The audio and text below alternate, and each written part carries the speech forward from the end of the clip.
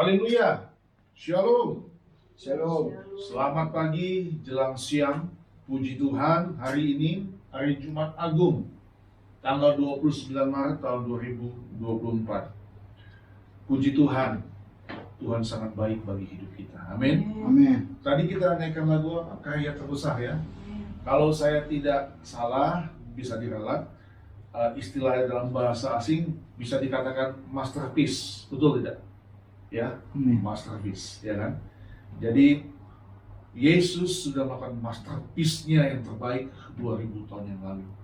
Dan pertanyaan singkatnya sebelum kita masuk dalam pemberitaan firman, karya-karya apa yang sudah kita buat untuk Tuhan? Ya kan? Karya-karya apa yang sudah kita buat dan kita kerjakan untuk Tuhan? Dan ini biar jadi pertanyaan kita masing-masing, ya, menjadi PR bagi kita, ya, sehingga Jumat Agung pada hari ini kita benar-benar dapat menghayati, ya, betapa karya terbesar Tuhan itu bukan karya yang main-main, saudara-saudaraku, ya, bukan bercandaan, bukan tidak ada maksud dan tujuannya, tapi jelas kematian Dia di kayu salib, ya, untuk menebus umat manusia yang sudah jatuh di dalam dosa. Amin. Dan itu telah dikerjakannya 2000 tahun yang lalu. Sehingga pertanyaannya sekarang bagi kita, apa yang kita mau kerjakan untuk Tuhan sebelum kita kembali kepada Dia. Oke, itu hanya sedikit PR bagi kita, ya, saudara-saudaraku. Nah, saudaraku, hari ini saya kasih judul khotbah kesetiaan kepada Tuhan. Oke, sama-sama kita membuka Lukas pasal yang ke-22 ayat 14 sampai 23. Saya undang kita untuk bangkit berdiri.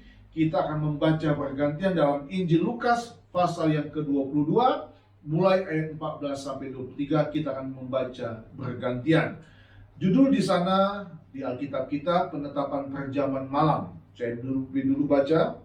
Ketika tiba saatnya, Yesus duduk makan bersama-sama dengan rasul-rasulnya. Katanya kepada mereka, "Aku sangat rindu makan Paskah ini bersama-sama dengan kamu sebelum aku menderita. Sebab aku berkata kepadamu, aku tidak akan memakannya lagi sampai ia beroleh kegenapannya dalam kerajaan Allah." Kemudian ia mengambil sebuah cawan, mengucap syukur, lalu berkata, "Ambillah ini dan bagikanlah di antara kamu. Sebab aku berkata kepada kamu, mulai dari sekarang ini aku tidak akan minum lagi hasil pokok anggur sampai kerajaan Allah telah datang." Lalu ia mengambil roti, mengucap syukur, memecah-mecahkannya, dan memberikannya kepada mereka. Katanya, "Inilah tubuhku yang diserahkan bagi kamu, berbuatlah ini menjadi peringatan akan aku." Demikian juga dibuatnya dengan cawan sesudah makan. Ia berkata, "Cawan ini adalah perjanjian baru oleh darahku yang ditumpahkan bagi kamu. Tetapi lihat tangan orang yang menyerahkan aku, ada bersama dengan aku di meja ini. Sebab anak manusia memang akan pergi seperti yang telah ditetapkan. Akan tetapi celakalah orang yang olehnya ia diserahkan." Lalu mulailah mereka mempersoalkan siapa di antara mereka yang akan berbuat demikian. Iya, puji Tuhan, silakan duduk saudara-saudaraku. Dalam khotbah saya pada hari Minggu tanggal 17 Maret tahun 2024, ya mungkin belum dirilis, ya, saya mengambil judul waktu itu menjadi hamba kebenaran. Itu khotbah tanggal 17 Maret, ya. Saya menyinggung di sana pada poin yang ketiga, yaitu ingatlah, jangan kita menjadi orang yang berkhianat kepada Tuhan, ya. Jangan memiliki kemunafikan, karena waktu itu saya ambil dari Lukas 22 juga, tapi ayat 1 sampai dengan 6. Secara umum saya berbicara tentang seseorang yang bernama Yudas Iskariot. Tetapi nanti kalau sudah dengar khotbahnya, akan tahu apa arah mana khotbah itu, yaitu menjadi hamba kebenaran. Nah, di poin yang ketiga saya katakan, saya ulang lagi bahwa kita harus ingat, jangan kita jadi orang yang berkhianat kepada Tuhan, jangan memiliki kemunafikan. Nah, hari ini saudara-saudaraku, peristiwa perjamuan malam atau makan bersama ini adalah peristiwa yang terjadi sebelum Yesus masuk dalam penderitaan, ya. Agak unik, ya. Uniknya begini saudara-saudara, ya. Yesus bilang begini tadi, ayat 15, aku sangat rindu makan Paskah ini bersama-sama dengan kamu, ya. Aku sangat rindu sebelum aku menderita. Kalau kita tahu dalam perjanjian lama, Paskah itu adalah keluarnya bangsa Israel dari tanah Mesir. Exodus, ya kan? Mereka makan Paskah untuk kemudian keluar dari penderitaan di Mesir. Tapi terbalik dengan Tuhan Yesus. Dia makan Paskah sebelum dia menderita. Artinya setelah makan Paskah, dia akan mengalami penderitaan.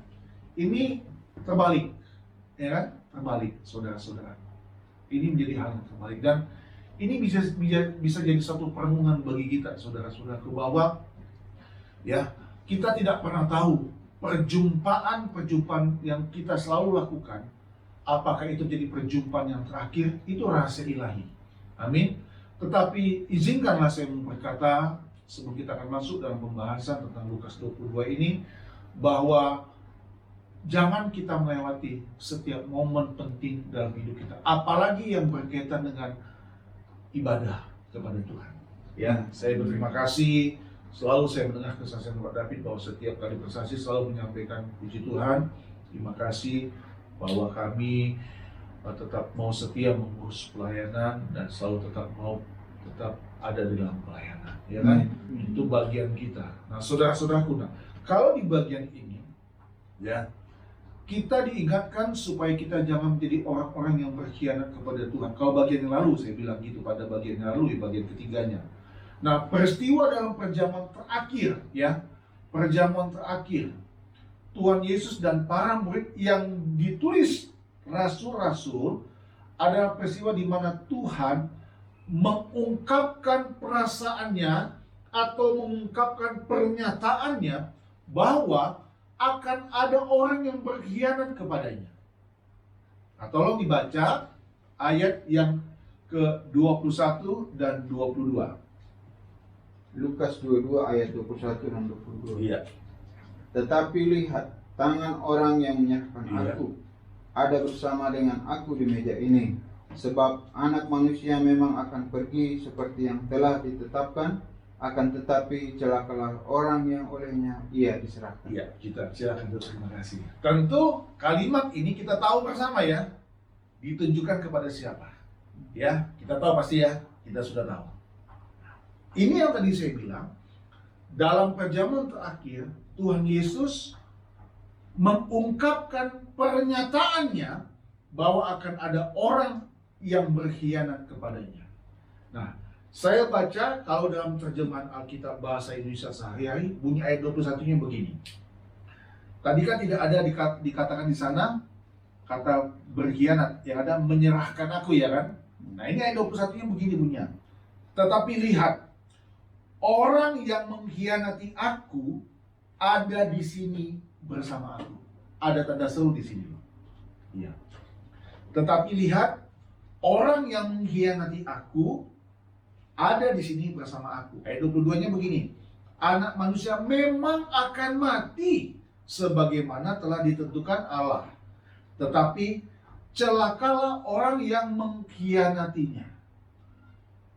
Nah, saudara-saudaraku, itulah hari ini saya persiapkan khotbah ini untuk tahun ini, edisi tahun ini, Jumat Agung, kesetiaan kepada Tuhan. Nah, pertanyaannya sekarang bagi kita di masa sekarang ini. Kalau tadi saya sedikit kasih PR-nya apa tadi? Apa PR-nya?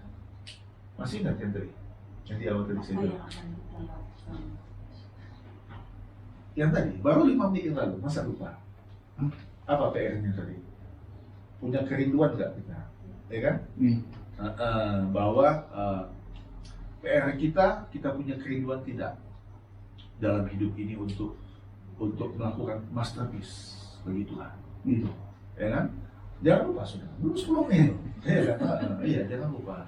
Di masterpiece itu penting. Jadi waktu kita nyanyikan lagu karya terbesar, kita tuh selalu ingat Tuhan. Kadang-kadang kita harus punya rasa malu loh nyanyi lagu ini. Betul.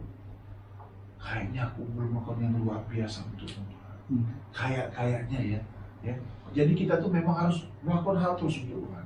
Ya kan? Melakukan segala sesuatu. Apa yang kita punyai, apa yang bisa kita kerja untuk Tuhan. Amin. Karena Tuhan bilang, kan? Apapun yang kau perbuatlah dengan sepenuh hati, seperti untuk Tuhan, bukan untuk manusia. Amin. Nah, haleluya, saudaraku. Jadi PR kecil itu perlu kita renungkan. Masterpiece kita ini apa untuk Tuhan. Nah, saudara, kita kembali kepada khotbah pada hari ini.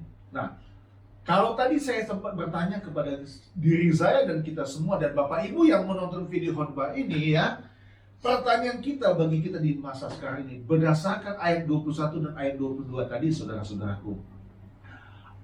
Apakah kita ini akan jadi pengkhianat alias meninggalkan Tuhan, ataukah kita akan tetap setia sampai akhir? Nah, saudara, belum 15 menit saya sudah kasih 2 pertanyaan kepada saudara, ya kan? Pertanyaan bagi kita di masa sekarang, apakah kita mau menjadi pengkhianat alias meninggalkan Tuhan? Kalau di sini kan dipakai kata menyerahkan aku.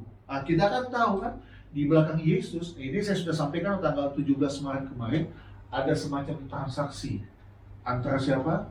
Yudas dan tua-tua Yahudi, imam-imam kepala untuk menyerahkan Yesus, ya kan? Untuk menyerahkan Yesus. Nah, sekarang di masa sekarang, saudara, pilihannya apakah kita mau jadi pengkhianat atau meninggalkan Tuhan, ataukah kita akan tetap setia sampai akhir? Saya kasih tanda tanya loh di buku catatan pribadi saya. Dan mari saudara-saudaraku, untuk menjawab pertanyaan ini, saya ajak kita untuk melihat 4 hal yang penting sebelum kita akan masuk dalam perjamuan kudus. Dan kiranya ini bukan perjamuan terakhir, saudara-saudara, ya, seperti Tuhan Yesus, ya kan? Karena setelah itu Yesus menderita. Ini perjamuan terakhir. Berbeda dengan bangsa Mesir, bangsa Israel dalam perjanjian baru, perjanjian lama, dia makan Paskah untuk keluar dari penderitaan. Kalau Yesus makan Paskah untuk masuk dalam penderitaan. Haleluya. Nah, saudara, yang pertama, momentum Jumat Agung.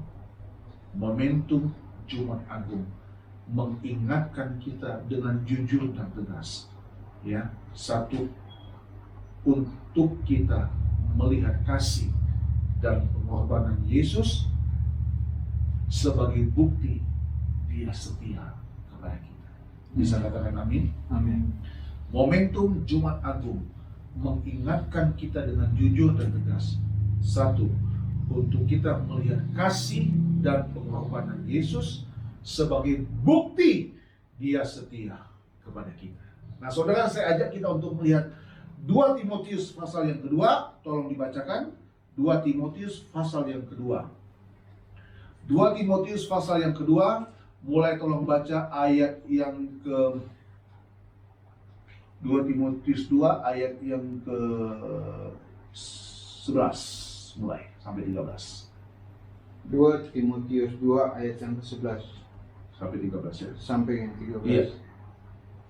Benarlah perkataan ini, jika kita mati dengan dia, kita pun akan hidup dengan dia. Jika kita bertekun, kita pun akan ikut memerintah dengan dia. Jika kita menyangkal dia, dia pun akan menyangkal kita. Iya. Jika kita tidak setia, jika kita tidak apa? Tidak setia, iya, dia tetap setia. Iya. Karena dia tidak dapat menyangkal dirinya. Katakan amin. Amin. Ayat 13, terima kasih. Tapi terima kasih. Ayat 13 ini bicara tentang kodrat Tuhan. Ya, saudara, saya minta saudara jangan gagal paham di sini. Ya, ya. Jadi kalau orang yang membacanya sekali lewat, apalagi orang yang malas baca Alkitab, ya, dia akan berpikir, oh, walaupun aku tidak setia, puji Tuhan, Tuhanku tetap setia. Kita jangan gagal paham di sini, saudara. Ya, jangan gagal paham. Ya, maksud kesetiaan di sini bahwa dia tidak bisa bertentangan dengan dirinya sendiri. Dia Allah yang setia dengan kasih. Amin. Dia setia dengan janjinya. Amin. Dia setia dengan kebaikannya. Haleluya. Jadi kita jangan berpikir, oh kalau saya tidak setia kepada Tuhan, dia tetap setia. Disinilah kita bisa terjebak. Jangan gagal paham, itu yang saya katakan tadi. Amin. Jadi yang pertama, momentum Jumat Agung mengingatkan kita dengan sangat jujur dan tegas. Yang pertama, untuk kita melihat kasih dan pengorbanan Tuhan. Timotius mendapat surat ini dari Rasul Paulus. Diingatkan, jika kita mati dengan dia, kita pun akan hidup dengan dia. Ini luar biasa, amin. Jadi kita masih mati dulu bersama dengan Tuhan. Matikan dulu segala kedagingan kita, baru kita hidup. Ya, nanti hari Minggu saya akan berbicara tentang kalau saya jadi khotbah hari Minggu di Simpani kita mencari dia yang hidup, tentang kebangkitan. Nah, ayat 12 juga tadi kata, jika kita bertekun, kita pun akan memberita dengan dia. Jika kita menyangkal dia, dia pun akan menyangkal kita. Nah, tapi ayat 13 itu kodrat Tuhan. Dia tetap setia. Amin. Tapi saya bilang jangan gagal paham ya. Amin. Jangan gagal. Dia setia dengan janjinya. Dia setia dengan kebaikannya. Amin. Dia setia dengan segala berkat-berkatnya bagi hidup kita. Haleluya. Tapi saudara, kita tuh diajak untuk melihat dengan mata yang bersih, mata yang bersih dan jernih, bahwa kalau kita melihat kasih dan pengorbanan Tuhan itu bukti dia setia kepada kita. Haleluya, saudara-saudaraku. Dia setia banget. Kalau mau dipikir-pikir ya saudara-saudaraku ya, Tuhan mana yang seperti ini? Tadi pagi waktu kami mempesan tempat ini, Ibu Gembala masak macamnya, kami sambil dengar ibadah online juga. Ada satu gereja kita dengar ibadah, kami suka selalu begitu ya, mau pesan ibadah. Pendetanya bilang begini pembicaranya, dia bilang begini Tuhan itu luar biasa katanya. Kalau mau dipikir-pikir, ngapain ya? Gak ada Tuhan lain seperti Yesus katanya, ya kan? Hanya Yesus yang bisa lakukan hal begitu. Hanya Yesus. Ya, jadi kita harus punya rasa bangga. Dan kalau kita lihat kasih dan pengorbanan itu sudah mengkonfirmasi dia itu ada yang setia. Amin. Ya, oke. Oke, itu yang pertama. Yang kedua, saudara-saudaraku, yang kedua, kita baca 1 Petrus 2 ayat 21. Ayo, tolong baca. 1 Petrus 2 ayat 21. 1 Petrus 2 ayat yang ke-21. Iya. Sebab untuk itulah kamu dipanggil, karena Kristus pun telah menderita untuk kamu, Iya. dan telah meninggalkan teladan bagimu, supaya kamu mengikuti jejak. Saya mau tolong bacakan sampai 25 ya. Tolong bacakan sampai 25 ya. Terus baca lagi tolong. 22-25. Iya. Ia tidak berbuat Ia dosa tidak berbuat dosa. dan tipu tidak ada dalam mulutnya. Oke. Ketika ia dicaci maki, ia tidak membalas dengan mencaci maki.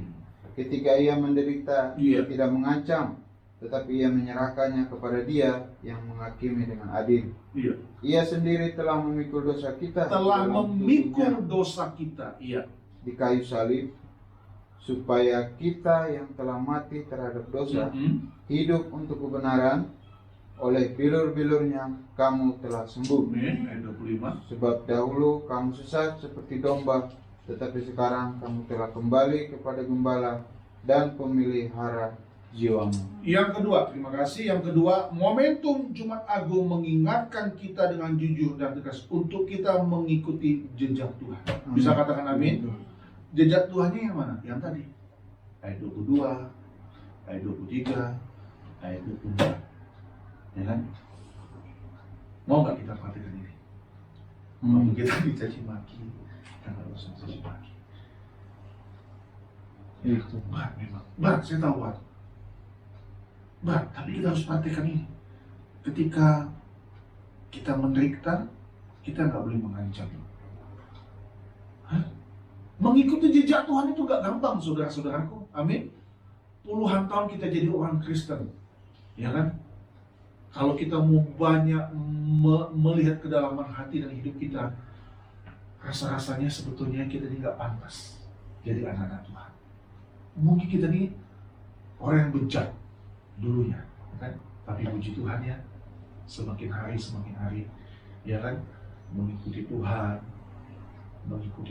mengiring Tuhan, kita memandang kepada kasih dan kebaikan Tuhan. Kita menjadi orang yang mengikuti teladan Tuhan. Aduh, kalau kita dipenuhi oleh pikiran dunia, dipenuhi oleh pikiran jahat, masa bodoh, betul nggak? Masa bodoh, ya kan? Yang penting dia tetap setia. Nah ini kata saya, jangan mempermainkan kesetiaan Tuhan.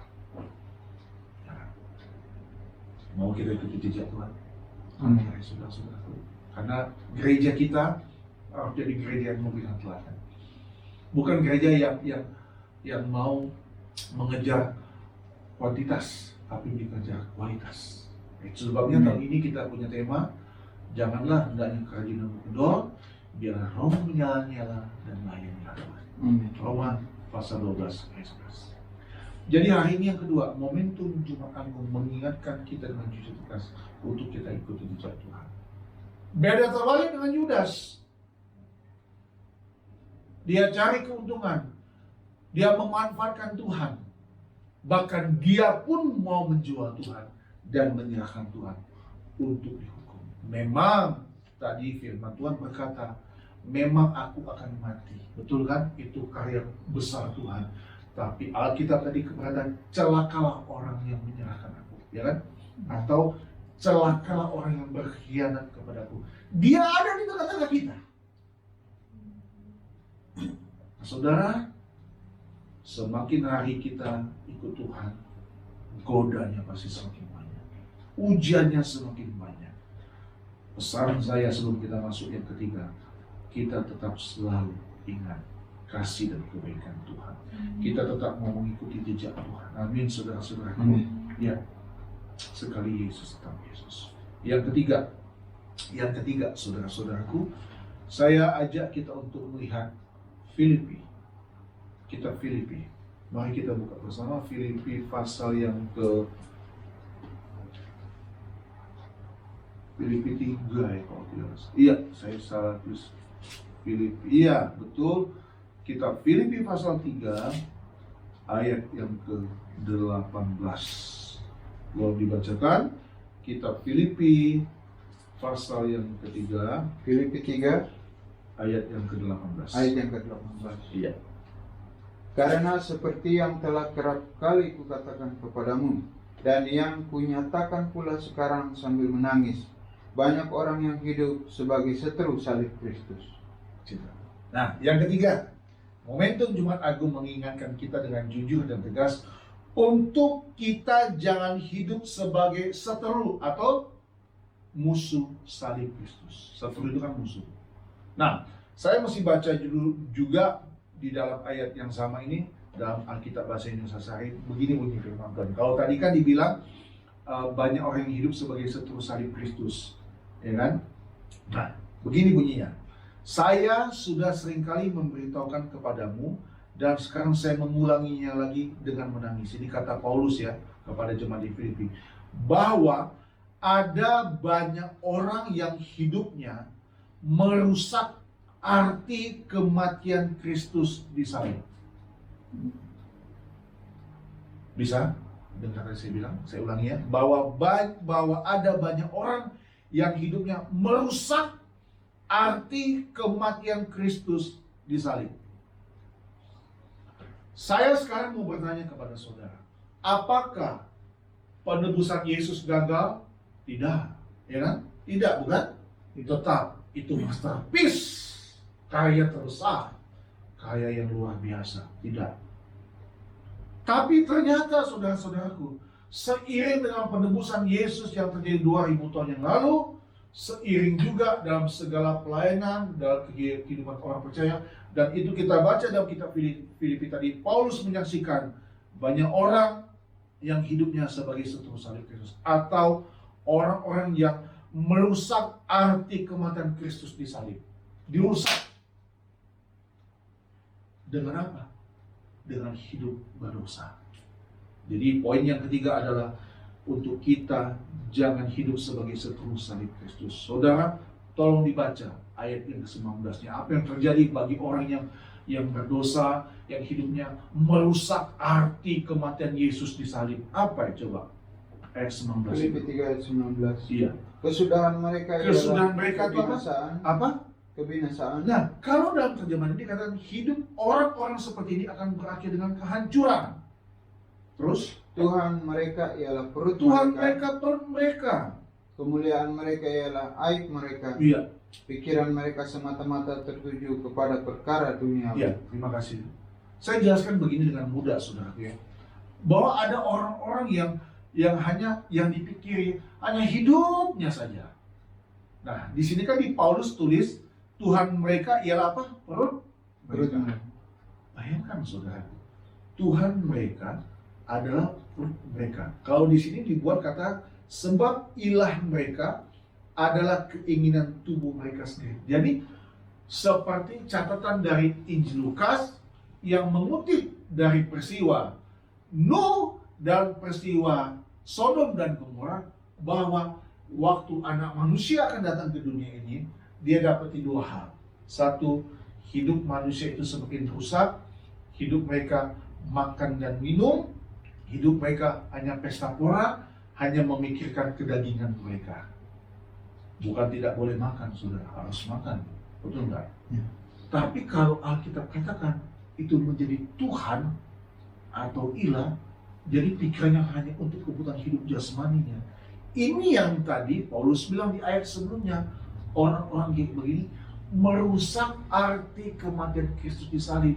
Yang dia pikirkan hanya hidup dirinya saja, dia tidak mikirkan lagi orang lain, dia tidak mikir lagi pekerjaan Tuhan, dia tidak mikir lagi pelayanan, dia tidak lagi memikir hal apa-apa, apapun yang berkaitan dengan kekekalan. Sehingga dikatakan tadi ayat 20, ayat 19, Tuhan mereka ialah perut mereka, kemuliaan mereka ialah aib mereka. Nah, saudara bayangkan, artinya apa ini? Artinya apa?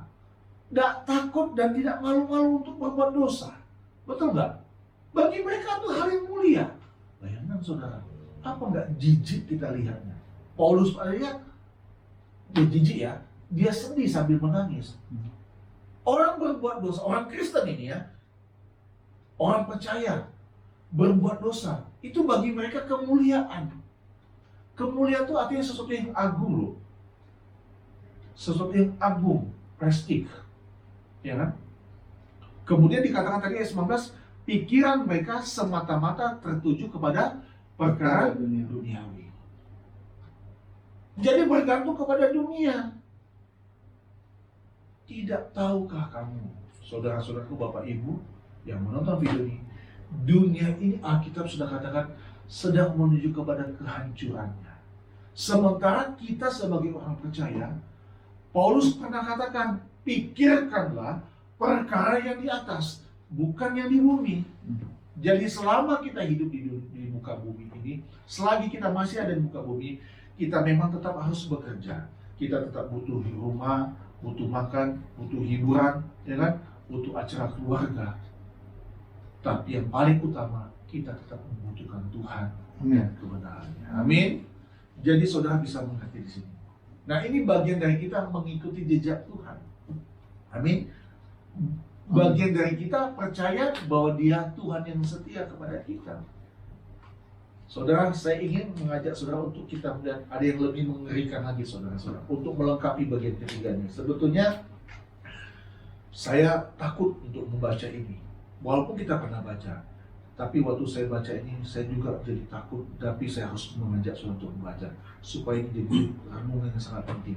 Jadi untuk melengkapi yang ketiga ya, ayo kita buka ya, Ibrani pasal yang ke-6. Ibrani pasal yang ke-6.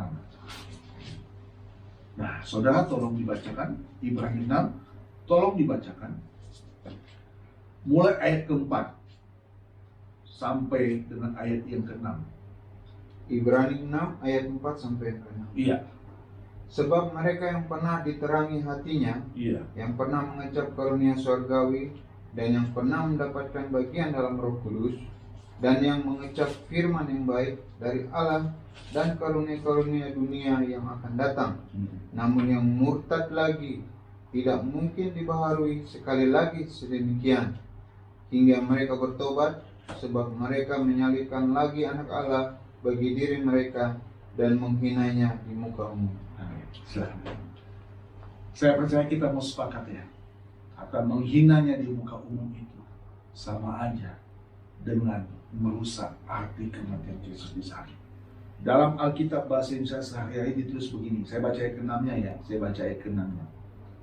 Tetapi sesudah itu mereka murtad. Ada tanda seru di sini. Mana mungkin membimbing mereka kembali untuk bertobat lagi dari dosa-dosa mereka. Sebab mereka sedang menyalibkan lagi anak Allah dan membuat dia dihina di depan umum.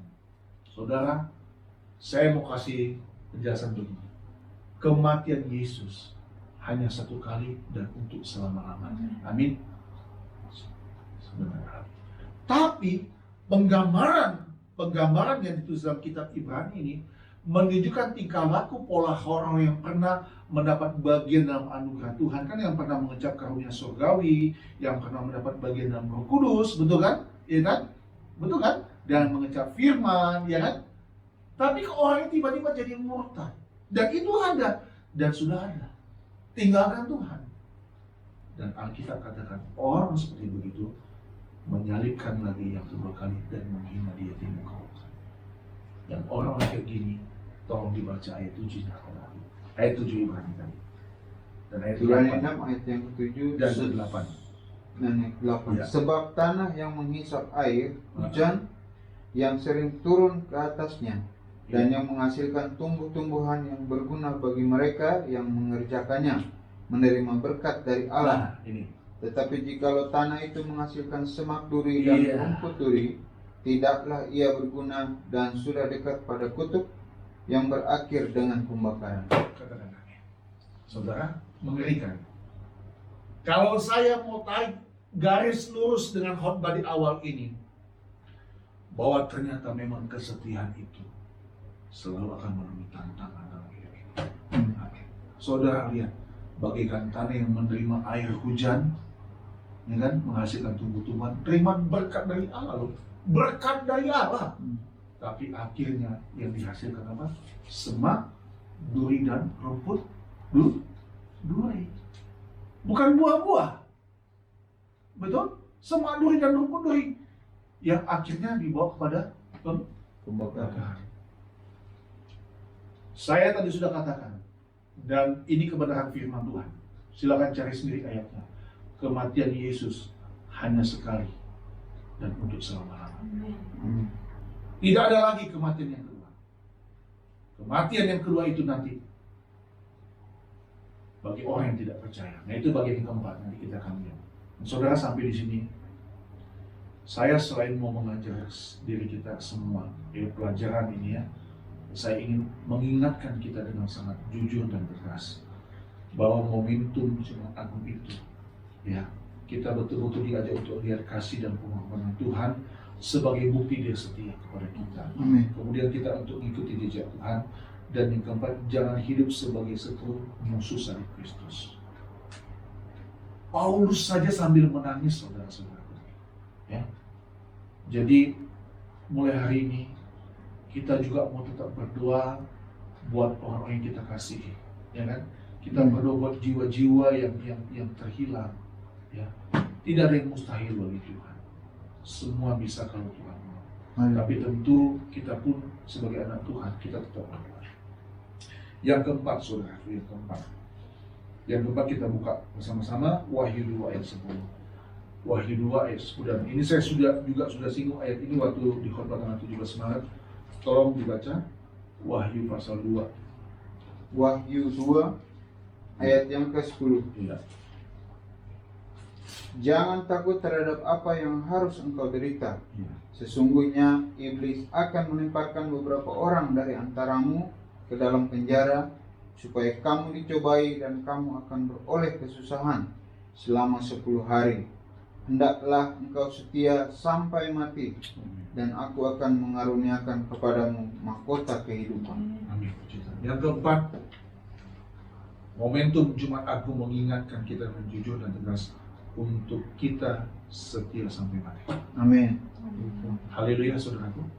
Setia Haleluya. sampai mati. Nah, saya berikan lagi ayat yang pernah kita baca, dan ayat ini juga waktu khotbah saya tanggal 17 saya sampaikan juga. Kita buka sama-sama ya, Wahyu 21 ayat yang ke-8. Ayat yang terakhir ini ya, kita masuk dalam terjemahan Kudus. Wahyu 21 ayat 8, tolong dibaca. Wahyu 21 ayat yang ke-8. Tetapi orang-orang penakut, orang-orang yang tidak percaya, orang-orang keji, orang-orang pembunuh, orang-orang sundal, tukang-tukang sihir, penyembah-penyembah berhala, dan semua pendusta, Iya. mereka akan mendapat bagian mereka di dalam lautan yang menyala-nyala oleh api dan belerang. Inilah kematian yang kedua. Iya. Tadi saya sudah singgung. Sekarang pertanyaannya, siapa orang-orang penakut itu?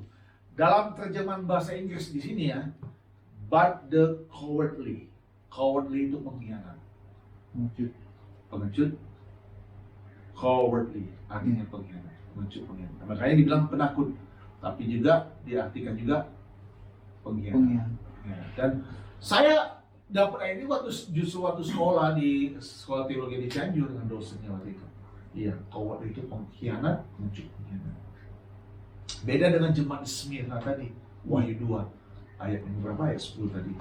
Dia diminta setia sampai. Kita mau di situ posisi kita. Ya. Amin. Itu. Posisi kita. Ya, ikut Tuhan itu.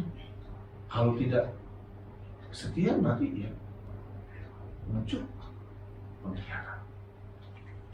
Pilihannya cuma itu. Dan juga sudah ngambil lain.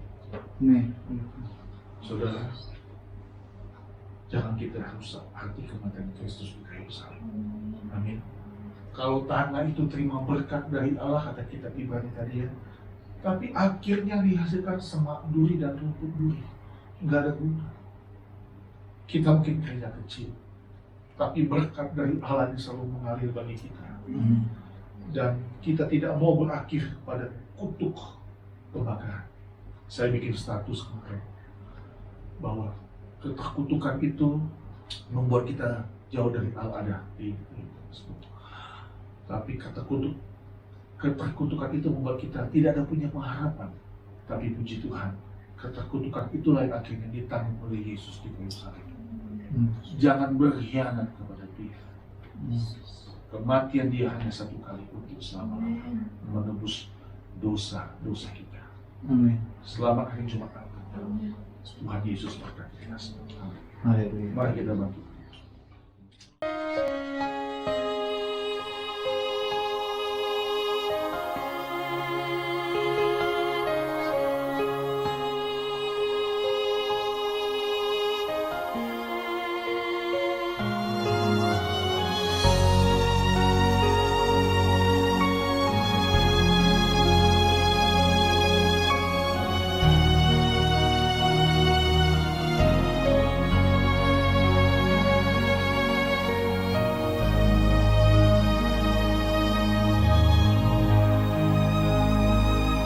Saat tiada jalan,